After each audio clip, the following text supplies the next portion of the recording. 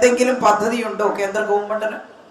നമ്മളെ പദ്ധതി ആവിഷ്കരിച്ചു, നമുക്ക് വന്ന ചെലവുകൾ അത്തരത്തിലുള്ള പദ്ധതികൾ ആവിഷ്കരിച്ചതിന്റെ ഫലമായിട്ടാണ്.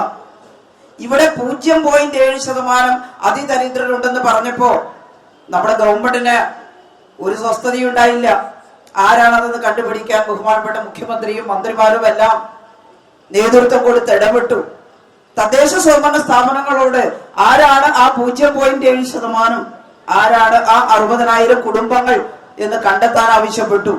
ഓരോ പഞ്ചായത്തിലും അതീവ ദരിദ്രർ എന്ന് വെച്ചാൽ ഒരു നേരത്തെ ആഹാരം പോലും കഴിക്കാൻ നിവൃത്തിയില്ലാത്ത ബുദ്ധിമുട്ടുള്ളവർ, തലചായ്ക്കാൻ ഒരിടമില്ലാത്തവർ, റേഷൻ കാർഡ് ഇല്ലാത്തവർ, അസുഖബാധിതരായി ഒറ്റപ്പെട്ടു പോയി ആഹാരം കഴിക്കാൻ നിവൃത്തിയില്ലാത്തവർ, അവരെ ചെന്ന് കാണാനാണ് പറഞ്ഞത്. പഞ്ചായത്തുകൾ കണ്ടു.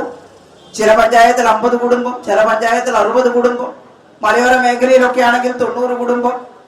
ആ കുടുംബങ്ങളുടെ പ്രശ്നം പരിഹരിക്കാൻ കേരള ഗവൺമെന്റ് ഇടപെട്ടു. അങ്ങനെയാണ് കഴിഞ്ഞ നവംബർ 1 കേരളം അതിദാരിദ്ര്യമുക്തമായി പ്രഖ്യാപിച്ചത്.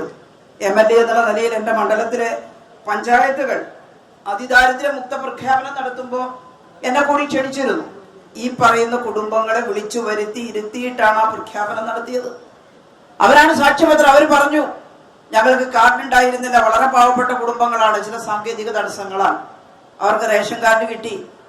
ചിലയിടത്ത് ഭക്ഷണം പാകം ചെയ്ത് കഴിക്കാൻ നിവൃത്തിയില്ലാത്തതുപോലെ അവശരായ വീൽ ചെയറിലൊക്കെയുള്ള ആളുകളാണ്.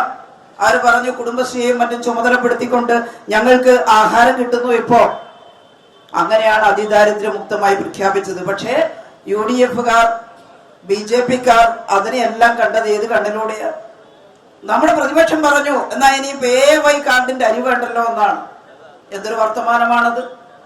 അന്ത്യോദയ അന്നപൂർണ യോജനയുടെ കാർഡിന്റെ അരി കിട്ടുന്നത് കൊണ്ടാണ് അവർ അതിദരിദ്രരല്ലാതെ നിലനിൽക്കുന്നത്. അത് നമ്മുടെ അവകാശമാണ്. അത് പിൻവലിച്ചാൽ അവർ കൂടി ബുദ്ധിമുട്ടിലാകും.